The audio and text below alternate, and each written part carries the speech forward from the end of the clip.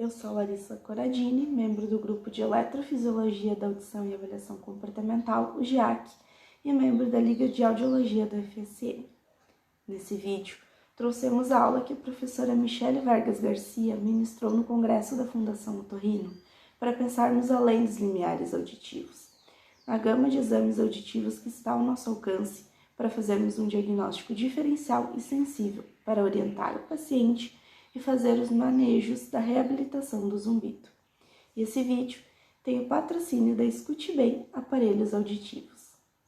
Então, a gente está aqui reunidos para fazer o nosso encontro mensal dos dois projetos que eu coordeno aqui na Universidade Federal de Santa Maria, que é a Liga de Audiologia e o GEAC, que é o Grupo de Eletrofisiologia da Audição e Avaliação Comportamental. Esses projetos, eles são diferentes. A Liga de Audiologia é um projeto de ensino, na qual a gente trabalha a avaliação audiológica básica e treina a importância do laudo audiológico e o pensar sobre o laudo audiológico. E o GEAC é onde estão concentradas todas as pesquisas que a gente faz de TCC, iniciação científica, mestrado, doutorado, e dentro do GEAC está o ambulatório de zumbido, daí como um projeto de extensão, mas nossas pesquisas hoje envolvendo muito o zumbido. Então, são 3 projetos diferentes e misturados, como eu digo, mas diferentes porque o projeto de extensão de zumbido é um projeto para a comunidade, é para a gente poder dar assistência para a população, aprender com isso, logicamente, e também ali poder ofertar as nossas pesquisas de intervenção para os sujeitos que desejam, que necessitam de intervenção, que necessitam de tratamento. Então, gente, hoje a ideia é eu refazer e falar mais uma vez exatamente a aula que eu dei no Congresso da Fundação Otorrino, que foi uma aula muito especial, assim, foi um momento muito bacana, e eu trouxe, então, neste formato aqui para gente, para o projeto, porque assim, desse jeito, a gente nunca teve oportunidade de conversar na universidade, nem na disciplina complementar de zumbido. Então, me interrompam quando desejarem, vão perguntando. A ideia é a gente fazer um diálogo bem em cima de casos, assim mesmo, bem em cima da prática, que é o que eu sempre tento construir, né? Que a gente consiga ter teoria e transferir essa teoria para a prática, tá? Então, vamos lá. A ideia da aula no congresso era eu fazer um chamado e eu fazer um destaque e eu tentar com que nós, fonoaudiólogos clínicos, a gente pense no laudo audiológico para além das bolinhas e xizinhos e dos valores de curva timpanométrica e reflexo acústico que a gente encontra. Que a gente faça um pensamento mais aprofundado no laudo audiológico. E com isso a gente consiga orientar melhor os nossos pacientes e embasar melhor o paciente de um conhecimento mínimo quando ele sofre do zumbido, quando o zumbido incomoda ele.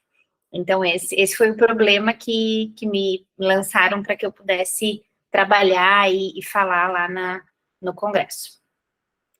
E é isso que a gente vai conversar hoje, então, um pouquinho. Para falar sobre laudo audiológico, a primeiríssima coisa que a gente tem que pensar e falar e entender é que quando se fala em laudo audiológico, infelizmente, não tem uniformidade. Cada lugar, cada centro, cada serviço, cada clínica tem o poder de escolha, pelo qual o formato que ele quer fazer o laudo audiológico. Se ele quer usar a Lloyd Kaplan, que é o referencial, sem dúvida, mais utilizado ainda, eu acho, no Brasil, que usa a média tritonal e não a média quadritonal, então usa as frequências de 500.002 para fazer a média no audiograma, e lauda em leve, moderado, moderadamente severo, severo e profundo pela média tri, ou a gente tem a possibilidade de usar a BIAP, que é uma referência bem menos utilizada, que ela faz moderado grau 1, 2, severo grau 1, 2, então essa daqui, sem dúvida, é a que menos se utiliza, E tem-se um movimento forte no Brasil de aderir à nova referência posta pela Organização Mundial da Saúde em 2020, que é a da quadritonal. Então, para a galera que forma aqui na UFSM, as outras possibilidades de laudo audiológico para o adulto, né? Eu não falei aqui do Norton Downs para as crianças, mas para todos depois de 7 anos, que é quando a gente faz a divisão ali, Norton Downs até 7, maior do que 7, essas outras possibilidades, aqui na UFSM a gente trabalha totalmente focado na OMS 2020, porque nós, professoras da áudio, quando surgiu essa nova classificação, a gente sentou, estudou, pensou e entendeu que as evidências que traziam esses artigos, que traziam essa nova classificação, faziam muito sentido. Então, foi um estudo muito grande, muito bem feito, para que a gente pudesse ter essa nova classificação embasada, então, na média quadritonal, e 500 mil, 2 e 4, e usando, então, leve, moderado, moderadamente severo, severo e profundo. Com a grande diferença aqui, que é até 20. Então, 20, ou melhor, até 19. 20 já é perda. 20 a gente já tem perda auditiva. Então, sem dúvida, isso é o que mais modifica em relação a Lloyd Kaplan, e que eu acredito que é aí que está o grande X da questão para muitas coisas no tratamento precoce, na intervenção precoce, mas muito para os nossos pacientes de zumbido. Porque se a gente tem um limiar em 20, a gente já sabe que existe uma perda auditiva ali, já existe uma lesão ali, e isso já justifica o paciente ter zumbido. Então, ele tem zumbido porque ele tem perda auditiva em uma frequência. O porquê que o zumbido incomoda ele, daí é outra questão, né? Daí a gente tem que ver se tem uma influência metabólica, vascular, muscular, tudo isso junto, emocional ou não. E normalmente o paciente de zumbido tem um ou mais amplificadores, né? Não é um amplificador único. Mas no momento que o paciente entende que ele tem uma perda auditiva, isso facilita demais. Sexta-feira passada, a gente teve uma situação no ambulatório que a gente atendeu uma moça de 38 anos e ela veio para fazer avaliação audiológica no ambulatório de áudio por conta do zumbido. E daí ela deu uma EVA 8 para volume, escala visual analógica, né? 8 para incômodo, volume, 8 para volume, 8 para incômodo. E daí a gente sempre pergunta para os pacientes, o nosso fluxograma é, o paciente vem para avaliação audiológica, queixa do zumbido, a gente pergunta a escala EVA, quanto que ele se incomoda, e pergunta, você quer tratar esse zumbido? Esse zumbido é um zumbido que traz para você uma necessidade de intervenção, de tratamento, conta para a gente como é para você vir para um ambulatório para isso. Ah, não, eu quero tratar, eu quero vir, daí ele é agendado no ambulatório do zumbido, que são os nossos atendimentos nas sextas-feiras no GEAC. E daí eu comecei sexta-feira passada a acolher os pacientes em grupo. Então, antes os pacientes vinham, cada caso novo ia com o seu fono, os estudantes de fonoaudiologia, e ficamos Ellington e eu, que é o meu mestrando, fazendo a supervisão. Agora a Liliane, que está aqui com a gente também, está lá conosco enquanto fonoaudióloga. Daí, semana passada nós mudamos. Eu comecei a fazer o acolhimento dos pacientes do grupo. E neste acolhimento, fiz uma explicação inicial, expliquei como é que era o ambulatório, expliquei como é que eram os manejos de tratamento que a gente estava fazendo no momento, e daí quando eu cheguei na questão do porquê que eles tinham um zumbido e que a gente ia tentar investigar o que fazia o zumbido incomodar, a paciente abriu um sorriso, assim, quando ela tinha uma perda em 6.000 Hz unicamente numa orelha, e daí quando ela abriu um sorriso, quando eu expliquei que ela tinha zumbido porque ela tinha aquela única frequência ali que poderia ser o gerador do zumbido. Mas os amplificadores eram outras questões que daí a gente investiga e explico do emocional, do metabólico, do vascular, e vou fazendo cada uma das explicações, Mas o sorriso dela na hora assim, tá. E daí toda a consulta já foi muito mais leve, já fluiu. Resumindo, ela não ficou para a pesquisa de aromaterapia, que é a pesquisa da Michelle, que é a enfermeira que está conosco no projeto fazendo aromaterapia nos pacientes, que é aromaterapeuta. Ela ficou conosco no ambulatório para a gente cuidar dela com auriculoterapia e fazer um manejo muito mais nas questões de sono e ansiedade, porque o zumbido já nem era mais tão importante na hora que ela foi embora. É lógico que não são todos os pacientes que são assim, né? Mas eu acho que a gente tem que destacar e a gente tem que ficar feliz pelos pacientes que são. Então, por que eu estou falando tudo isso? Porque uma orientação sobre o laudo audiológico dela já mudou tudo, já fez ela ficar mais tranquila, já fez ela entender muitas coisas, e eu acho que esse é o caminho, quando a gente consegue aconselhar os pacientes e permitir que eles entendam o porquê das coisas, tudo fica muito mais fácil na intervenção. E daí, quando a gente pensa, né, no audição normal, é muito comum a gente receber no ambulatório paciente com limiar normal, porque nos centros auditivos fica um foco bem grande, né, de paciente com perda auditiva, que vai procurar por conta da perda auditiva e do zumbido. No nosso caso, a gente tem sim paciente com perda auditiva, mas infelizmente a gente não tem o recurso da amplificação sonora, porque é inquestionável, o paciente tem perda auditiva, a gente precisa amplificar, a gente precisa colocar o aparelho. Mas existem muitos pacientes com limiares normais e que vão procurar ajuda e que daí, muitas vezes, eles batem nos consultórios, nas clínicas, nos serviços de intervenção, de diagnóstico e intervenção. Daí nós, enquanto clínicos, a gente faz audiometria, curva timpanométrica, logo audiometria, reflexo acústico. E daí dá tudo normal, que é sobre isso que a gente vai falar agora. Ah, não tem nada na sua audição. Então, a gente vai começar a fazer outras intervenções, a gente vai começar a fazer outras investigações, ou não. Para por aí, diz que está tudo normal com a audição do paciente, e é essa problematização que a gente vai tentar discorrer aqui. Não é de hoje, mas eu trouxe essa literatura de hoje, de 2022. Esse trabalho, ele faz uma revisão sistemática linda, com meta-análise, falando sobre a importância específica do potencial de tronco encefálico na avaliação do paciente com zumbido. Só que aqui eles destacam muito o quanto, para nós, enquanto clínicos, falarmos o paciente tem audição normal, a gente tem que jurar, de pé junto, que eu tenho normalidade de orelha média, normalidade de função coclear, observada pelas emissões otoacústicas.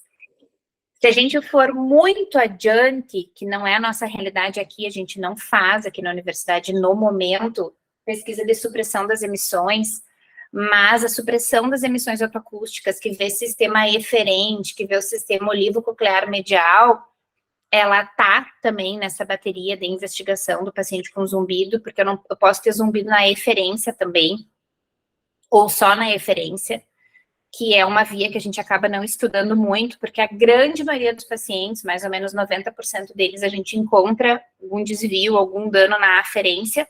Então, se eu tenho redução do input, eu já sei que eu posso parar por ali, não vou analisar a E, se eu já achei um problema na A. Mas, para dizer, então, eu tenho audição normal, eu preciso de função coclear normal, eu preciso de porção distal do nervo, núcleos cocleares, lemnisco lateral, com processo sináptico normal, que é o que o PEAT nos diz. Então, além do processo sináptico em latência e amplitude também, porque daí é a força do neurônio, é o quanto aquele neurônio está sendo responsivo para aquela estimulação. E daí, subindo, eu tenho potenciais de média latência, que estão pouco inseridos na rotina clínica, mas o FFR, que vê final do tronco encefálico, sítios de média latência, colículo inferior, corpo geniculado medial, tem se inserido cada vez mais na rotina, então o FFR está aqui, e a gente entra lá no córtex auditivo primário, área de associação, lobo temporal, e daí eu tenho o potencial de longa latência, P1N1, P2N2, e daí para essas estruturas, eu estou olhando 100% para a qualidade desse sistema auditivo, para essa comunicação de função neural. Então, eu tenho um elemento neural ali que precisa se comunicar com o próximo, para eu dizer que eu tenho um processo sincrônico, que eu tenho um processo ali que está fluindo. E daí, se eu tenho todos esses exames normais, eu posso dizer para o paciente que eu tenho audição normal, pensando em exames eletroacústicos e eletrofisiológicos.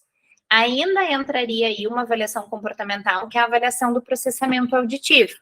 A gente precisa, para dizer que o paciente tem audição normal, entrando ainda, voltando no que eu estava falando, a gente ainda entraria aí uma avaliação comportamental do processamento auditivo. Nossa, é muita coisa. Não dá para fazer tudo isso com o paciente. Não precisa também fazer tudo isso com o paciente. A gente vai tentar entender o que é necessário em cada caso, mediante cada história clínica, porque fazer tudo em todo mundo, muitas vezes é viável para a gente aqui na universidade, porque a gente está dentro de um ambiente acadêmico que a gente une o ensino, a pesquisa, a assistência, tudo num único serviço. Mas pensando que num serviço privado, ou até mesmo num serviço público, é muito difícil dar conta de tudo isso, a gente tem que conseguir desenvolver esse olhar para o que eu vou pedir para esse paciente, para eu conseguir realmente fazer diagnóstico diferencial que contribua com esse caso, me ajude a elucidar o caso e que eu possa, com isso, orientar o paciente. Então, eu coloquei um exemplo aqui de um artigo que fala sobre essa importância do olhar integral sobre o sistema auditivo, pensando no olhar integral ao sistema auditivo. Mas é lógico que a gente tem que fazer o olhar integral ao paciente como um todo, pensando nos steps e nas bases ali na avaliação do paciente com zumbido. Aqui é só uma outra imagem desse mesmo artigo que fala sobre esses diferentes sítios, essas diferentes porções do sistema auditivo. E daí aqui eu trouxe descrito o que eu acabei de falar, e ainda tem aqui, que eu não falei, a audiometria de altas frequências, o limiar de desconforto e o teste de função tubária. Então, a audiometria de altas frequências, a gente viu num artigo que a gente fez aqui na universidade, que ela ajuda muito a entender o funcionamento desse ducto coclear quando eu não tenho emissão otoacústica. Então, se eu já tenho um rebaixamento, eu já tenho uma piora muito grande da resposta de alta frequência, eu já sei que eu tenho uma possibilidade de lesão coclear ali, e isso já explicaria o zumbido. O limiar de desconforto, ele entra no protocolo com essa nova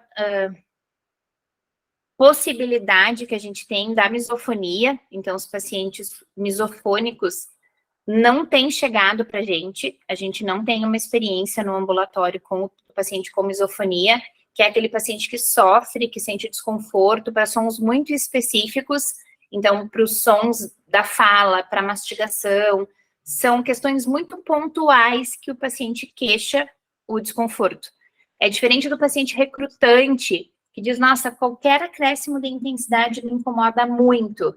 Diferente do paciente hiperacúsico. Então, o paciente misofônico, ele tem um sofrimento muito grande, misturado com uma sensação de raiva mesmo. Ele tem uma questão que no início dos estudos da misofonia veio muito o fundo psiquiátrico junto nessa investigação.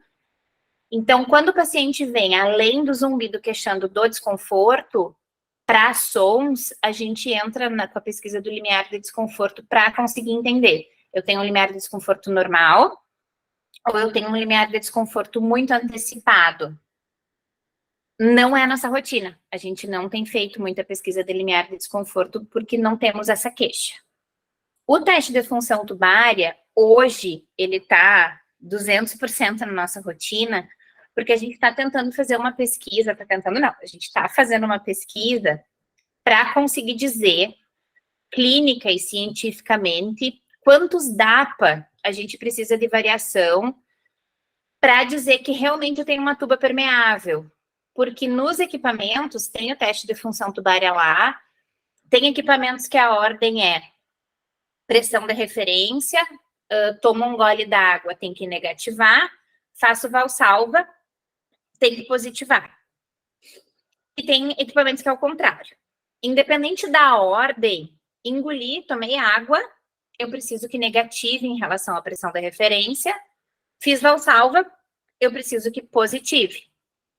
Para mostrar que eu tenho essa permeabilidade na tuba. Mas a gente não tem nenhum lugar na literatura que diga assim, tem que positivar e negativar 5 DAPA, 10 DAPAs, é isso que a gente está tentando padronizar junto com o ETDQ, casado com o ETDQ, que é um questionário para a gente de autoavaliação, porque está muito forte essa questão dos questionários de autoavaliação, para ver se o paciente, enquanto se olhando, percebe plenitude, sensação de ouvido tampado, para a gente poder fazer essa relação com o teste de função tubar. Mas o teste de função tubar entrou na nossa vida quando a gente estava estudando zumbido vascular. Porque muitas vezes o paciente com disfunção de tuba, ele traz uma possibilidade de um zumbido pulsátil. E daí o zumbido pulsátil a gente já pensa, né? É vascular, a gente precisa de uma avaliação do cardiologista.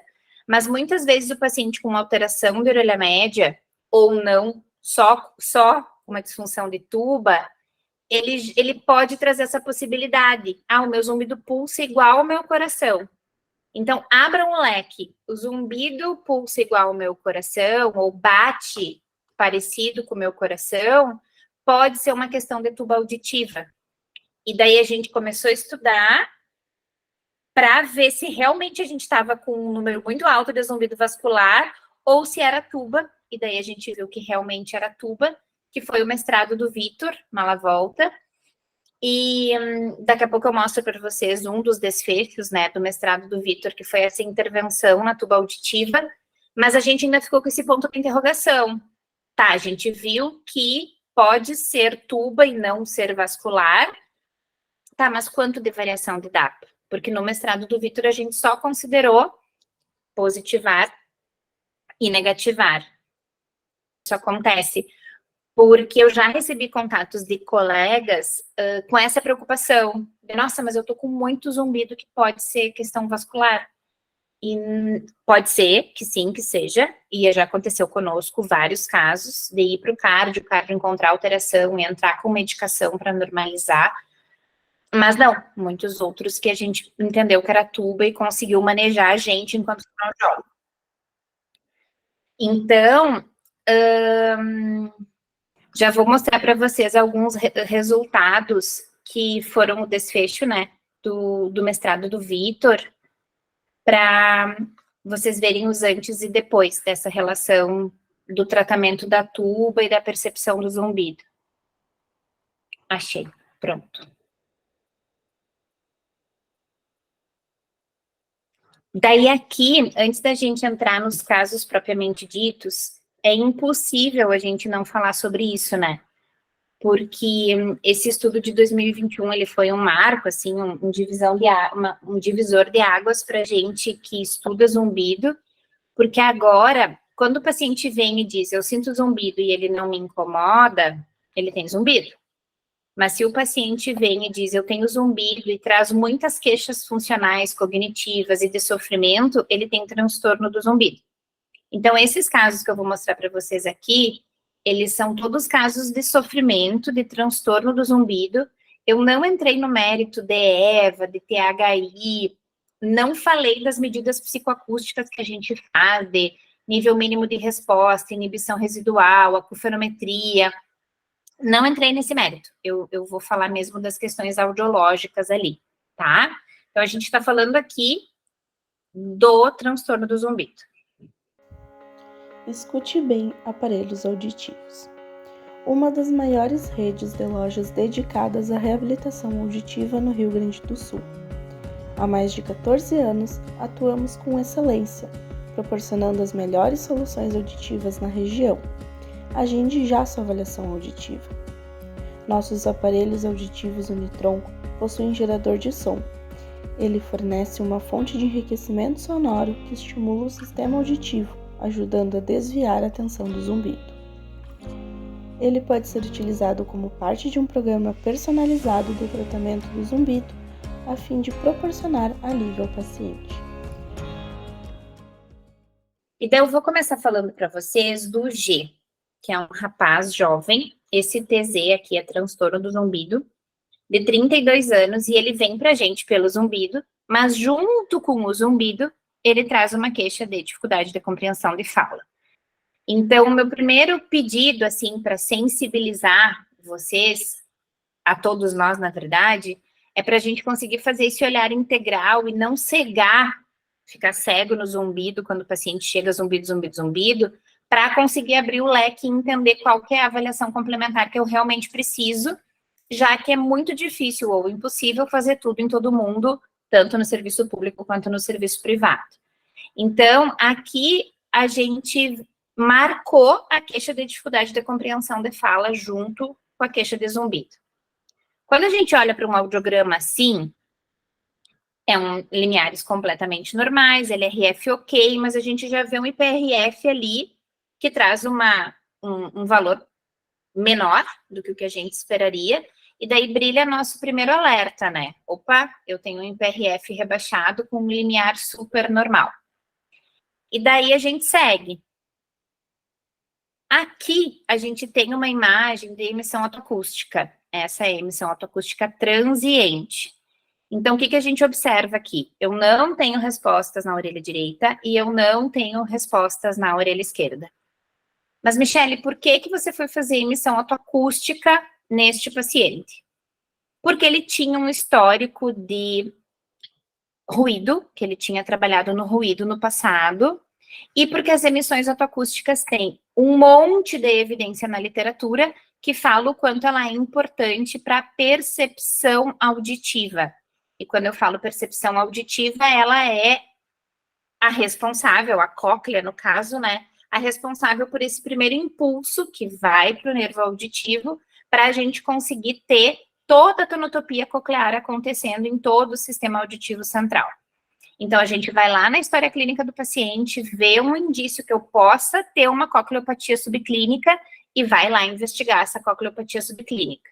Então, hoje a gente não faz emissão em todo mundo, mas a gente precisa lembrar dela quando eu tenho uma possibilidade de encontrar um porquê do zumbido. Porque esse paciente tinha curva timpanométrica normal, reflexos acústicos normais, potenciais evocados normais, tá, mas tá tudo normal. Daí a gente vai lá e olha para um lugar que a gente ainda não tinha olhado, que é para células ciliadas externas com muito mais sensibilidade.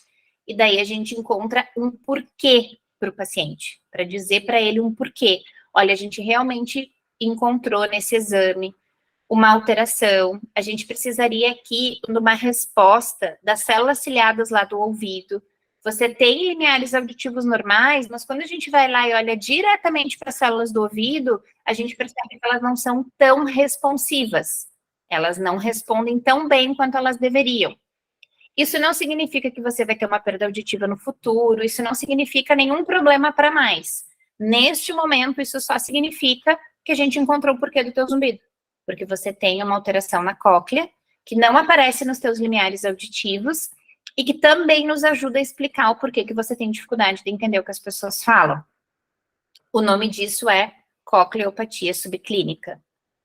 Então, quando a gente pensa na orientação ao paciente, é aí que o horizonte se abre. É aí que a gente tem que ter clareza do que esses exames representam para poder explicar isso para o paciente, que foi o que eu acabei de dizer.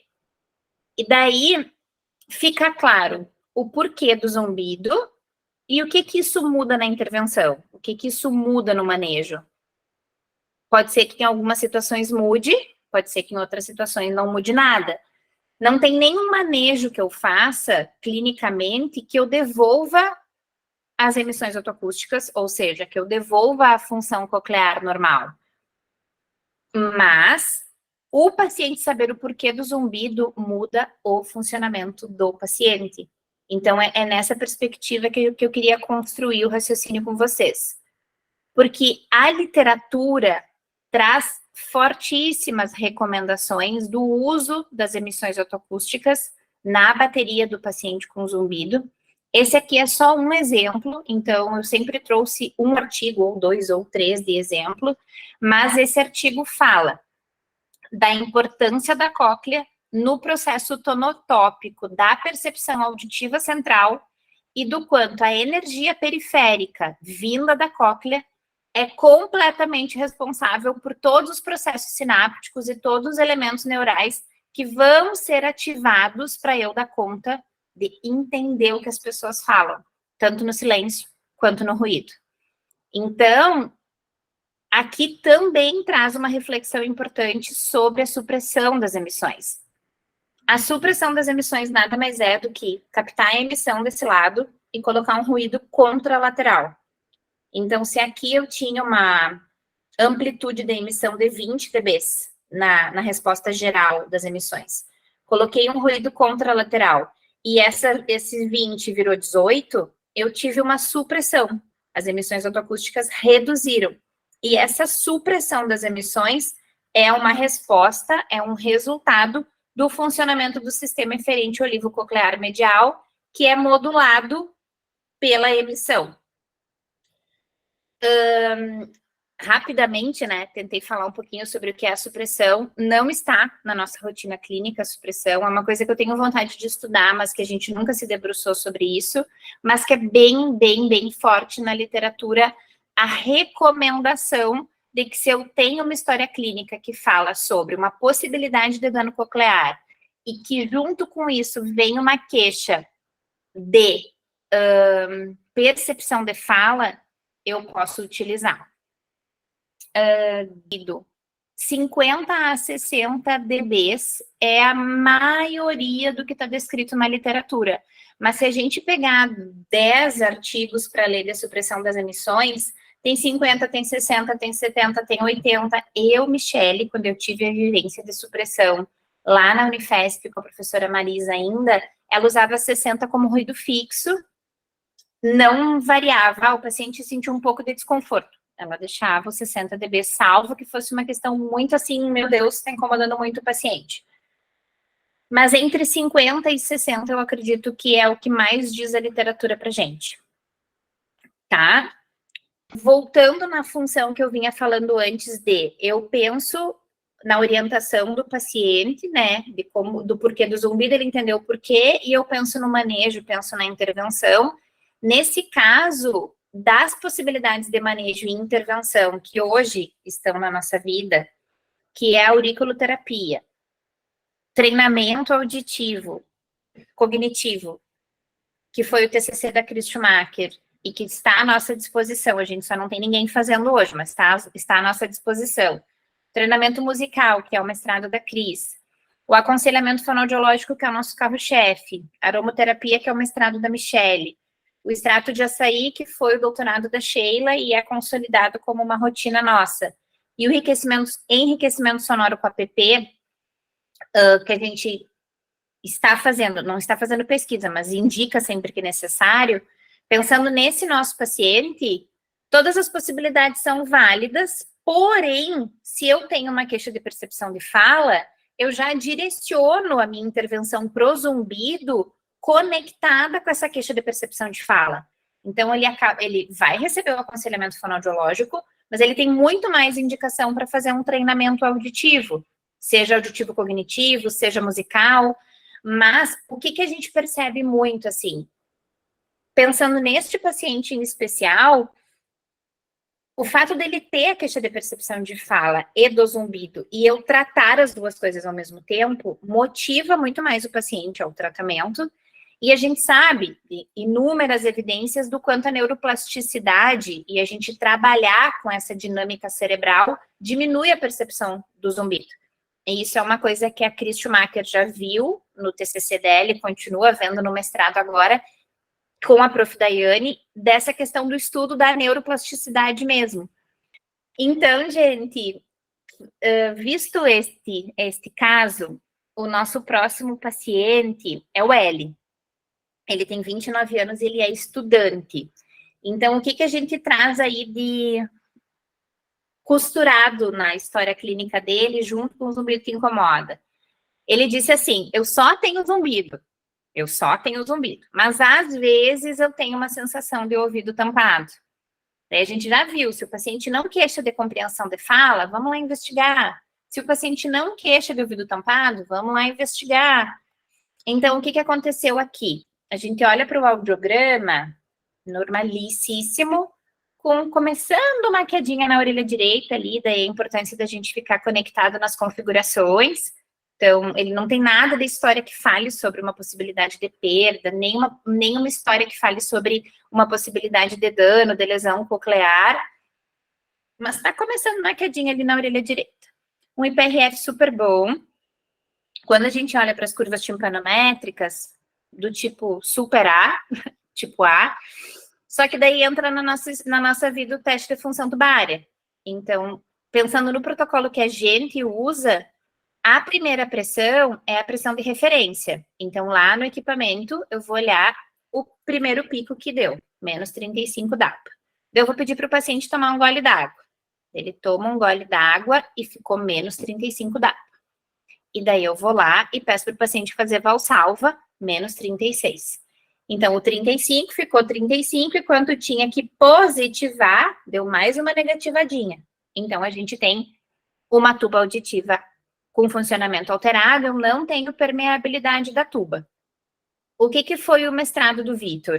A gente pegou um protocolo já existente na literatura de exercícios de motricidade orofacial, feito para o público infantil, e a gente fez uma adaptação desse protocolo para o público adulto, passando por análise de juízes especialistas e revisando os exercícios que trabalhasse essa musculatura peritubária. E daí nós fechamos nesse protocolo. Então, toda vez que o paciente tem uma disfunção de tuba, uma queixa de plenitude com tuba anormal, resultado normal, a gente trata assim, com limpeza nasal com soro fisiológico, com sopro de balão, com expiração forçada em cananarina, com exercício do espaguete, com manobra de valsalva. O exercício do espaguete, a gente tem dado para o paciente uns canudinhos bem... A gente fez uns kitzinhos, que a gente chama de kit DMO, para entregar para os pacientes nessa situação. E daí tem esse protocolo impresso dentro do kit, com os balões, com um canudinho bem fininho para ele fazer ali no lugar do exercício do espaguete, para trabalhar essa musculatura peritubária. E o que a gente encontrou aplicando esse protocolo nos pacientes no trabalho do Vitor? Esse daqui é o ETDQ, que é o questionário que avalia a autopercepção para a sensação de plenitude. Então, a gente tinha essa pontuação aqui no ETDQ, que diminuiu estatisticamente depois da aplicação dos exercícios, por 30 dias. Então, no mestrado, no trabalho, foram 30 dias. Na rotina clínica, a gente percebe que tem pacientes que fazem uma semana e já diz que tá tudo bem, e já percebem melhora, porque é musculatura. Então, é uma musculatura que tende a ter uma resposta rápida. É claro que quando o paciente tem uma rinite muito crônica, a corticoide nasal é bem-vinda, que daí a gente precisa do otorrino para fazer essa avaliação. Mas pensando nesses pacientes que têm a disfunção de tuba, com uma rinite mais simples, de manejo mais simples, e que a gente entra com os exercícios de MO, na ETDQ a gente viu essa diferença. Aqui são os resultados da escala visual analógica, então olha como diminuiu.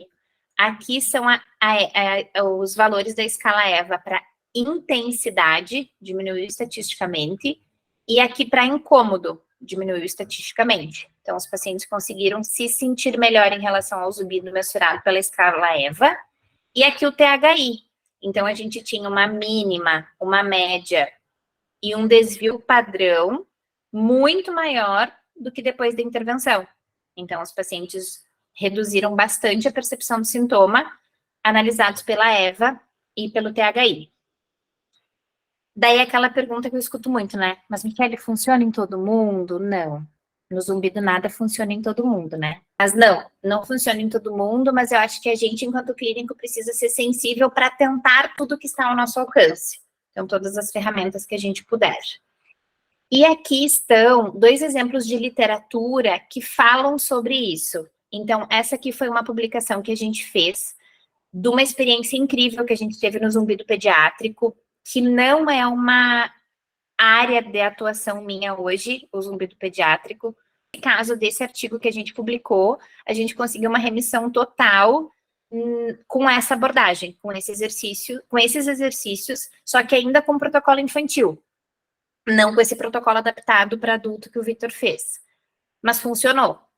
E aqui, esse outro artigo aqui do lado, fala justamente sobre esse olhar que a gente tem que ter para a orelha média, para a tuba auditiva nos pacientes com zumbido e hiperacusia, para que a gente não esqueça dessa porção do sistema auditivo. E daí, pensando nesse paciente, entra nessa nossa listinha os exercícios de MO. Então, dá para começar pelos exercícios de MO e não fazer mais nada, entre aspas? Dá. Mas sempre o aconselhamento fonoaudiológico vai ser o nosso pontapé inicial. De novo, né? Nas pesquisas a gente dá uma modulada, nem sempre começa com aconselhamento por conta da pesquisa, mas na clínica, normalmente, né, fácil o aconselhamento já se começa alguma intervenção. Então, pensando na auriculoterapia, existem protocolos específicos da auriculoterapia para essas questões respiratórias, para rinite. Então, ó, dá para agregar o tratamento aí. Pensando na aroma, também tem aromas em óleos essenciais e específicos para isso. Então, eu já tenho uma indicação mais forte de alguns tratamentos aí da nossa listinha.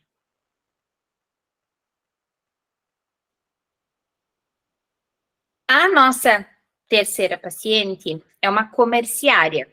Ela tem 48 anos e junto com o zumbido, ela traz uma queixa forte da atenção e memória, de que está no trabalho, está atendendo as pessoas e a atenção falha, a memória falha, a necessidade de repetição acontece. Então, aí vem esse destaque para a gente na anamnese. Daí a gente vai para o audiograma. Limiares absolutamente normais, IPRF super bom.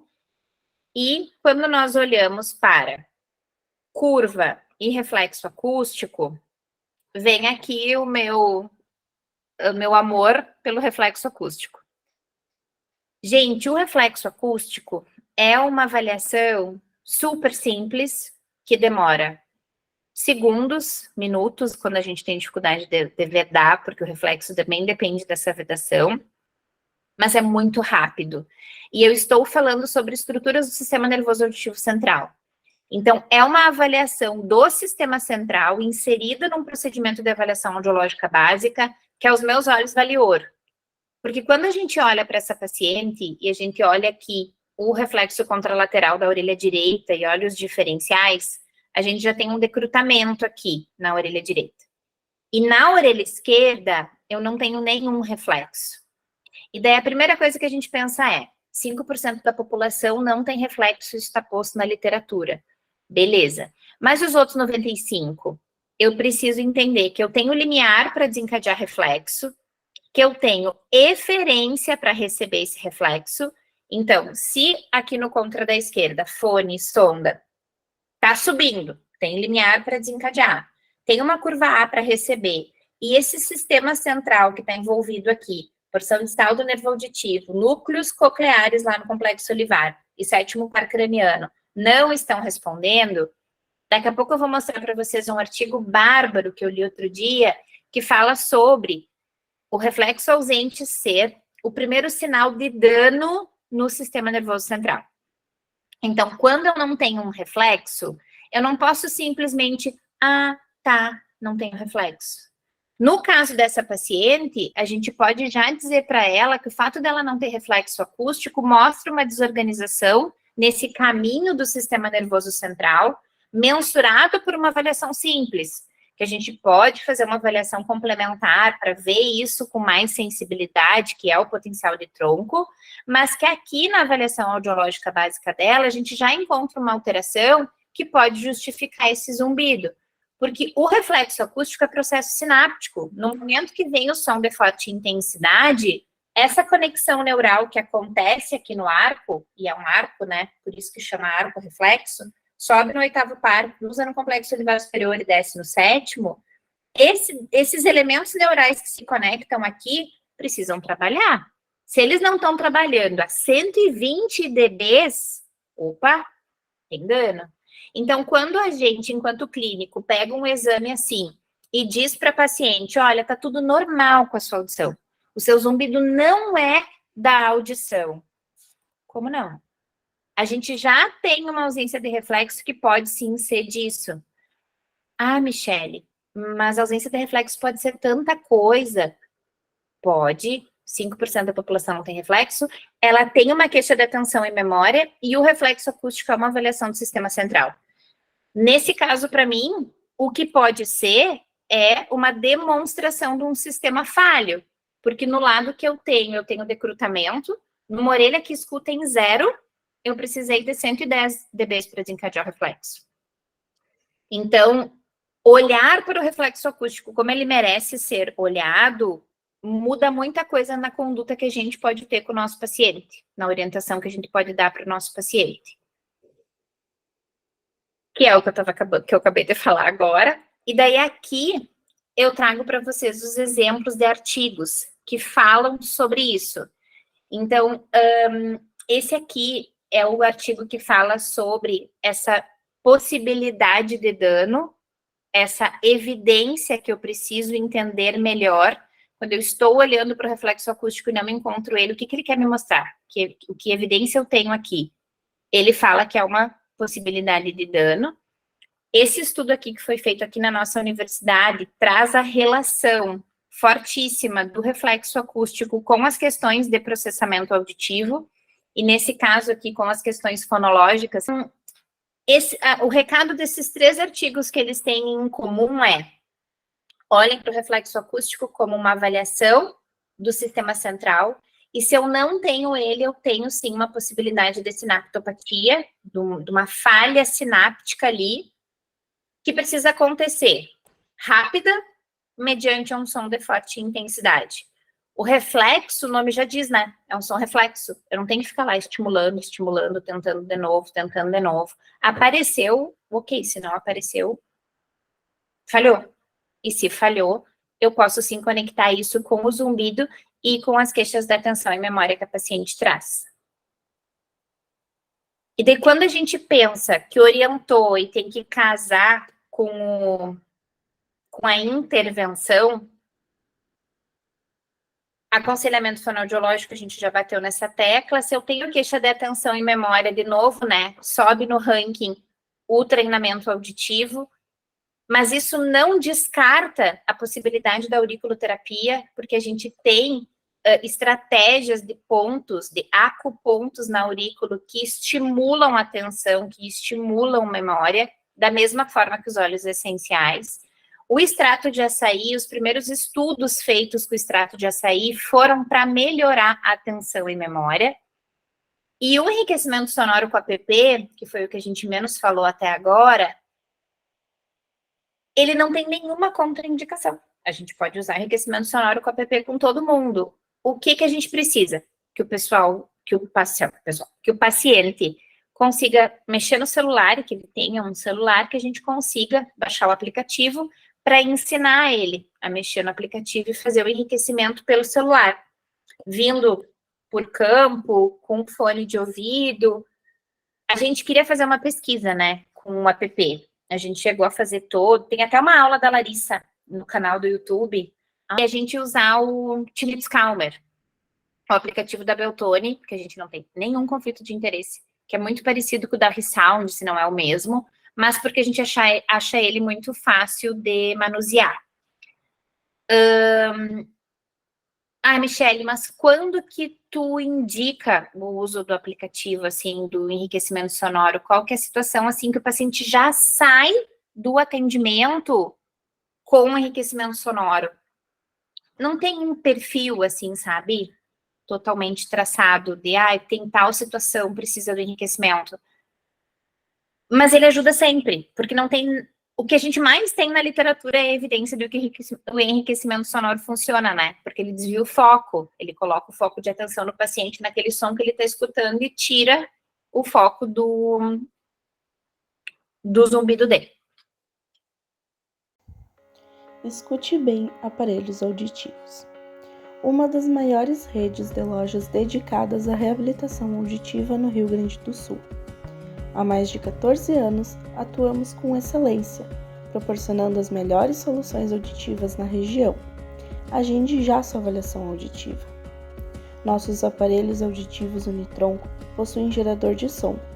Ele fornece uma fonte de enriquecimento sonoro que estimula o sistema auditivo, ajudando a desviar a atenção do zumbido. Ele pode ser utilizado como parte de um programa personalizado de tratamento do zumbido, a fim de proporcionar alívio ao paciente. Então, pronto. A nossa próxima paciente, ela é doceira e ela tem 44 anos, é a nossa paciente D.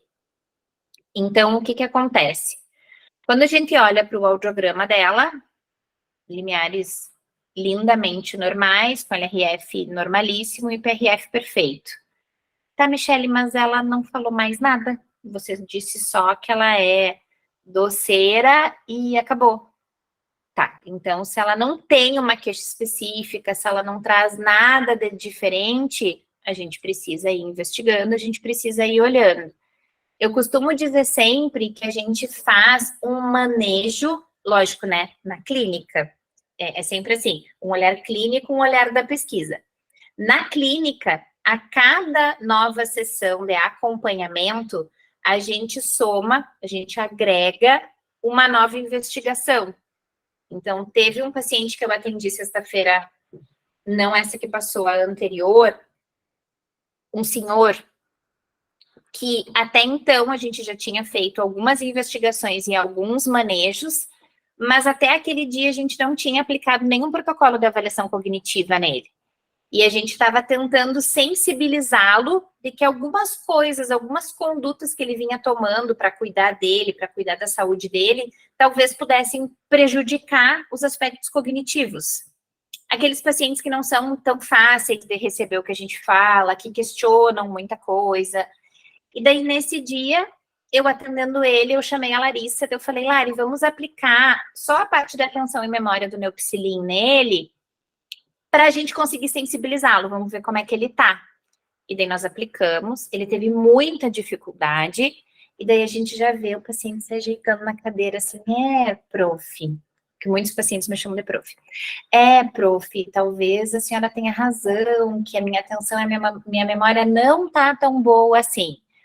Então, por que eu tô falando isso? Porque a gente pode e deve, não tem nenhum problema da gente estar com o paciente em manejo de intervenção e surgiu uma nova situação que me faz avaliar. Eu digo que é uma intervenção e uma avaliação concomitante até que a gente consiga esgotar todas as nossas possibilidades. Então, nesse caso, que não tinha nada assim específico de destaque, como eu mostrei nos outros, a gente vai procurando. Então, aqui já tem figurinha repetida, né? Curva timpanométrica do tipo A, já tenho a ausência de reflexo de novo, já tenho decrutamento, já repetiu algumas figurinhas. Ah, mas ela não falou nada sobre isso. Ela não teve uma queixa específica de processamento, ela não teve uma queixa específica de memória, de atenção. Nem sempre o que a gente encontra de resultado clínico é falado pelo paciente como uma queixa. Porque muitas pessoas têm achados iguais em termos de resultados de exame e histórias clínicas completamente diferentes.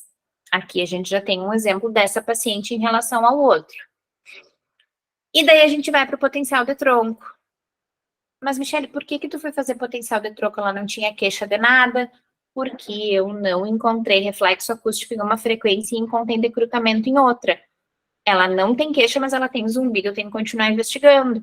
Ah, mas aqui tu já justificaria um pouco do zumbido, eu já tenho uma desorganização. Sim, tenho, mas a gente continua investigando porque ela não tem queixa, então vamos ver se tem mais alguma coisa.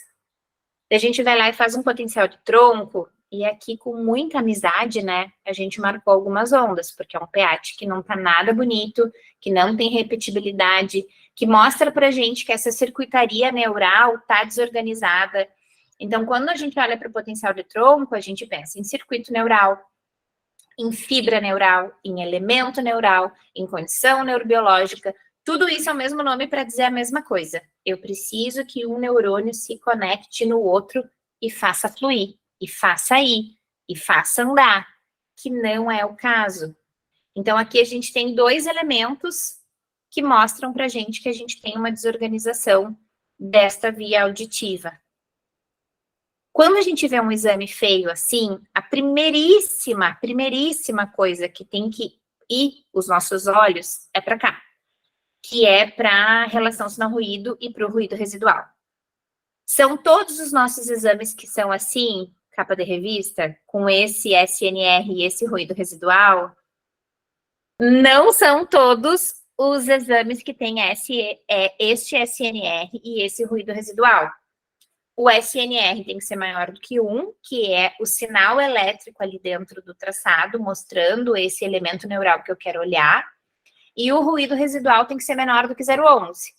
Então, a nossa condição de testagem aqui não é numa sala tratada elétrica acusticamente, elétrica um pouco, porque a Profiliara conseguiu muitas conquistas ali, mas acusticamente não. Mas muitas vezes a gente consegue isso sim, quando tem menos barulho no corredor, quando o paciente está tranquilinho. Esses parâmetros, eles se tornam muito mais importantes quando a gente tem exame feio assim, porque eu realmente tenho tranquilidade para dizer para o paciente, olha, tem uma estrada aqui, e essa estrada está com asfalto lisinho. Tem outra estrada aqui, e essa estrada está com asfalto todo esburacado. Então, se a gente tem que ir daqui até ali, nessas duas estradas, a gente vai gastar muito mais energia, tempo e gasolina usando essa estrada esburacada. Que é exatamente isso que o teu sistema auditivo está fazendo. Então, pode ser dessa desorganização e destes buracos no sistema auditivo que venha essas mudanças bioquímicas erradas que geram este som que você interpreta como zumbido, que você percebe como zumbido. Então, agregamos aí uma possibilidade de orientar o paciente e permitir com que ele entenda o porquê que aquele som está lá. E sempre, né, gente? A ideia aqui não era a gente falar da avaliação somatosensorial dos pontos gatilhos musculares. Não era a gente falar da avaliação vascular para ver se a gente tem ou não modulação para vascular. Não era a gente pedir os exames de sangue para ver exames laboratoriais e ver se a gente tem controle ou descontrole metabólico. Não era aplicar a escala de ansiedade e depressão e ver se o paciente tem sintomas ansiosos e depressivos. Isso serve, sim, muito, e a gente faz em todo mundo, para a gente ver amplificador, quando a gente já encontrou o gerador, ou para a gente procurar gerador quando a gente não encontrou o amplificador. Opa, para a gente procurar o gerador quando a gente não encontrou o gerador. Porque tem paciente, sim, que a gente tem limiar normal, IPRF normal, curva normal, reflexo normal, função tubária normal, PEAT normal, processamento normal, potencial de longa normal, e o zumbido tá lá. Então, eu tirei completamente a possibilidade dele ser um zumbido auditivo. Mas para eu tirar a possibilidade dele ser um zumbido auditivo, eu tenho que fazer tudo para dizer isso. Porque o que a gente percebe muito ainda? Nós, fonoaudiólogos, enquanto clínicos, descartando o zumbido auditivo sem realmente avaliar tudo que precisa avaliar, tá? Então, aqui encontramos mais um motivo e mais uma forma de orientar o paciente de uma situação do sistema auditivo. Que olhando para cá, não apareceria. Não apareceria nem aqui e nem na queixa do paciente. Ah, mas já tinha um sinal aqui. Tinha um sinal aqui, mas numa orelha, em uma frequência decrutante, em uma ausente, em um reflexo ausente. Então, vamos além, vamos um pouco mais. A orientação a gente já comentou. E daí aqui eu trago para vocês 3 exemplos de artigos Esses dois de literatura internacional, de revistas de alto impacto, que é a Frontiers e a Plus One, que são revistas internacionais muito conceituadas de fator de impacto, que falam sobre o pH e o zumbido. Então, sim, tem que fazer, sim, ele ajuda, sim, ele é um bom marcador, sim, ele nos permite avaliar o paciente, monitorar a intervenção e enxergar a estrada, enxergar o caminho nessa primeira porção do sistema auditivo. E esse aqui do meio é um estudo nosso aqui da universidade, onde a gente fez diferentes avaliações audiológicas, que foi o mestrado da Rúbia Soares e um resgate do Wellington Moreira dos dados para a gente poder publicar. E aqui, nesse estudo, a gente fez emissões autoacústicas, audiometria de altas frequências, PAT, FFR, potencial de longa. Todo mundo ajuda, Michele? Sim, todo mundo ajuda. Mas quem teve mais destaque? A audiometria de altas frequências, o FFR e o potencial de longa. No PAT, a relação 5:1 do PAT, que é uma coisa que a gente vem estudando mais agora, nos últimos 1 ano e meio, 2 anos, que não temos total clareza ainda da validade das evidências dessa relação 5:1, mas que está na lista top de desejos, assim, da gente conseguir entender melhor, e tá fazendo PAT em todo mundo agora para conseguir analisar. Mas nesse estudo, o que a gente traz é justamente o olhar que eu tentei fazer nessa aula, assim. São diferentes exames, diferentes porções da via auditiva, e a gente vai tentando montar esse quebra-cabeça e encaixar tudo isso. Esse primeiro aqui é o mesmo que eu mostrei antes lá, que tem aquela figura bonita com todas as porções da via auditiva, que é um estudo desses de high level, assim, que traz revisão sistemática com meta-análise. Daí, pensando no tratamento, né? O que eu vou fazer? Como que eu conserto este sistema auditivo? Este paciente está em aromaterapia, porque é um paciente que foi, que entrou, né, na pesquisa da Michele. Quando a gente colocou os potenciais evocados na mensuração, na análise desses pacientes com aromaterapia, a gente tinha uma hipótese muito grande nos potenciais de longa latência, no potencial N2 e no potencial P300, que tem o sistema límbico ali, amígdala, hipocampo e giro parahipocampal, como sítios geradores ali, aquela mistura de sítios geradores. Mas a gente tem visto que muda o PAT também, que foi a grande surpresa para a gente, assim. Então, um paciente que tinha um potencial sem onda 3, sem onda 1, com total condição periférica para ter essas ondas, organizando. Eu ainda estou estudando para entender melhor isso, mas a impressão que eu tenho é que é circuito elétrico mesmo, sabe? O circuito elétrico está todo bagunçado, está todo desorganizado, porque eu tenho a via subindo normal, que é a via auditiva da pessoa, e um outro som subindo, que é o zumbido. Então, isso aqui gera uma bagunça de processo sináptico. No momento que essa pessoa consegue diminuir a percepção do sintoma, que ela começa a melhorar, que tem bastante sucesso o trabalho da Michele até aqui, com aromaterapia, com os óleos essenciais, esse zumbido começa a diminuir, essa via começa a se organizar, e essa bagunça sináptica desmanchar e aquelas ondas aparecer. Em todo mundo, não. Mas em algumas pessoas, sim. A gente não analisou todos os dados ainda, a gente tá fazendo umas análises parciais à medida que as coisas vão acontecendo. Mas, sim, a gente está conseguindo ver uma reorganização. Neste caso, dava para ter pensado em outras estratégias de intervenção? Dava. Daí a gente usa o raciocínio que eu já fiz nos outros casos. Mas eu só estou tentando encaixar aqui para vocês conseguirem entender na nossa rotina como é que a gente tem feito.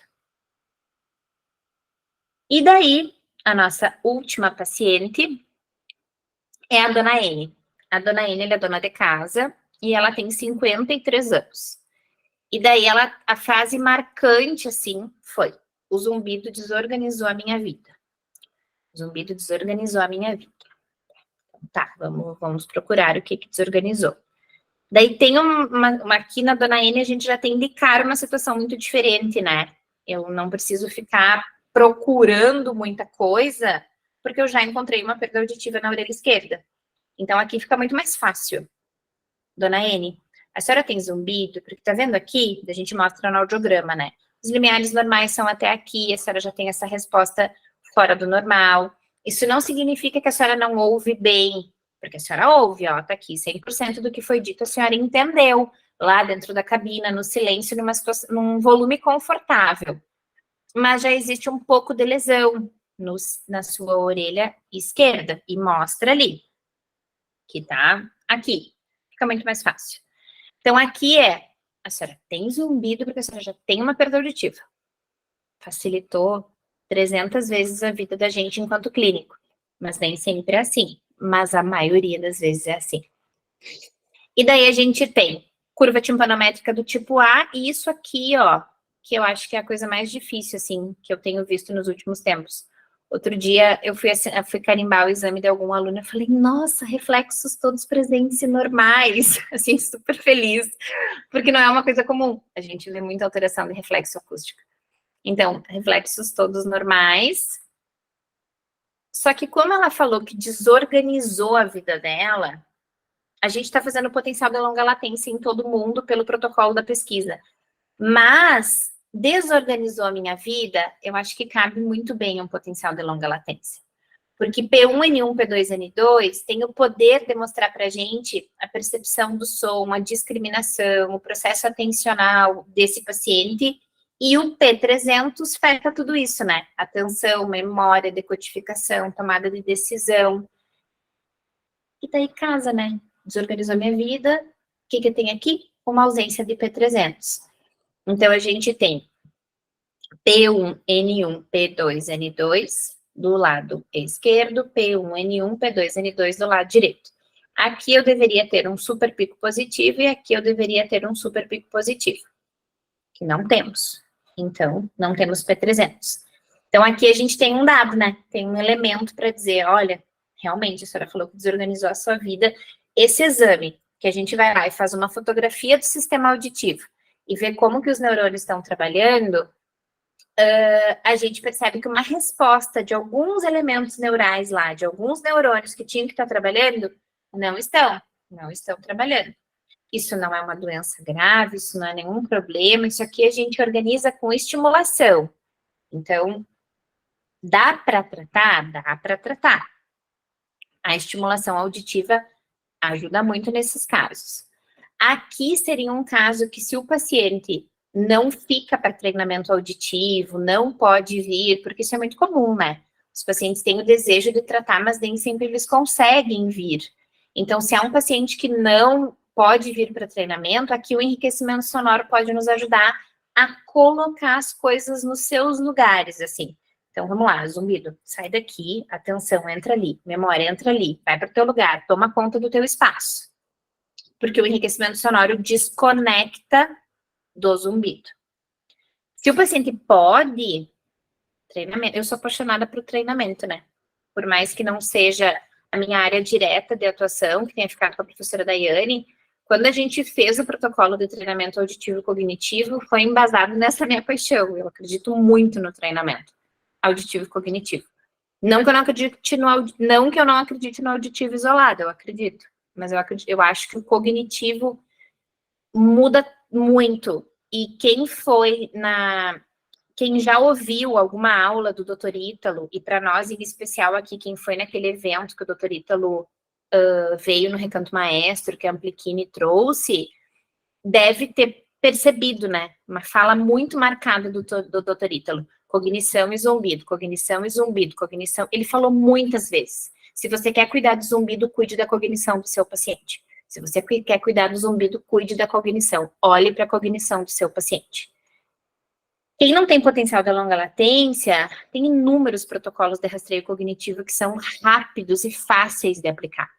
A gente usa o Neupsilin na nossa rotina porque é um protocolo mais completo, que tem valor de referência para as diferentes faixas etárias, mas que o completo, ele demora 40 minutos, meia hora, 50 minutos, depende do paciente. Mas tem os de rastreio, tem o MoCA, que é o Montreal Cognitive Assessment, tem o Mini-Mental, que é o mini exame do estado mental, que já nos dão um parâmetro, assim, para saber se o paciente está sofrendo um déficit ali, precisa de intervenção ali, que consequentemente vai melhorar a percepção do sintoma. A orientação ao paciente eu já falei, e aqui eu trago para vocês alguns exemplos de artigos. Aqui eu repeti esse nosso que eu comentei antes, que mostrou o quanto P1N1, P2N2 e P300 ajudam na investigação do paciente com zumbido. E aqui eu trouxe mais 2 dessas revistas que eu amo, que é a Frontiers e a Plus One, que falam sobre essa reorganização do cérebro negativamente, uma plasticidade negativa, que acontece quando eu tenho zumbido. Então, eu tenho uma desorganização estrutural e funcional para menos, que não fica legal, e que eu tenho que colocar as coisas no seu lugar. Então, devolver a funcionalidade e essa questão estrutural desses elementos neurais, quando eu consigo permitir que o paciente tenha redução da percepção do sintoma. Como que a gente reduz a percepção do sintoma? Todos aqueles jeitos que a gente comentou ali. Existem N outros, né, gente? Tem muitas outras intervenções para o zumbido. Eu trouxe o que a gente está vivendo mais. E esse daqui é um artigo de revisão sistemática com meta-análise, que sempre que vocês quiserem ter, assim, uma evidência top de um assunto, busquem artigos de revisão sistemática com meta-análise. Eu amo ler esses artigos, eu só não tenho aptidão enquanto pesquisadora, que trabalha numa universidade pública, eu não tenho, Michele, aptidão em fazer, eu não sei fazer revisão sistemática com meta-análise, dá muito trabalho, é maravilhoso de ler, porque tudo que tem de melhor daquele assunto está posto ali naquele artigo. E nesse aqui fala o quanto o potencial de longa latência é, sim, um super ótimo biomarcador desse processo, do que está acontecendo nesse sistema auditivo desse paciente com transtorno do zumbido, para mensurar também a nossa intervenção, seja ela qual for. Então, eu estou fazendo um eletroencefalo ali, né? É um eletroencefalograma mediado, estimulado com um estímulo auditivo. As intervenções, então aqui eu acabei falando, né, já do enriquecimento sonoro com app, que poderia ser o caso aqui, caso o paciente não quisesse fazer treinamento, mas eu posso fazer aroma, eu sempre vou fazer aconselhamento, e assim vai. Daí aqui, me encaminhando para o fim, então, eu quis, nesta aula, tanto lá no congresso quanto aqui com vocês, trazer essa reflexão, né, sobre o que limiares auditivos normais realmente representam. Então, será que realmente um limiar normal faz com que o meu paciente não entre no subgrupo auditivo? Porque daí eu preciso pensar como seria emissão apoacústica, função tubária, reflexo acústico, potencial de tronco e potencial de longa latência. Então, se eu não tenho emissão transiente, eu tenho função coclear alterada. Se eu tenho uma disfunção de tubo auditivo, eu tenho pressão negativa lá dentro, essa pressão negativa pode trazer percepção do sintoma. Um paciente com reflexo acústico ausente ou decrutante tem um dano no sistema central, analisado por um procedimento simples, mas ele tem. O pH alterado e o potencial de longa alterado falam sobre essa desorganização sináptica. Então, eu não tenho uma sincronicidade de um neurônio conversando com o outro. Então, a ideia era essa, o recado era esse. Será que realmente limiares auditivos normais descartam o nosso paciente do subgrupo auditivo? Não, não descarta. Só descarta se a gente fizer todos os outros exames.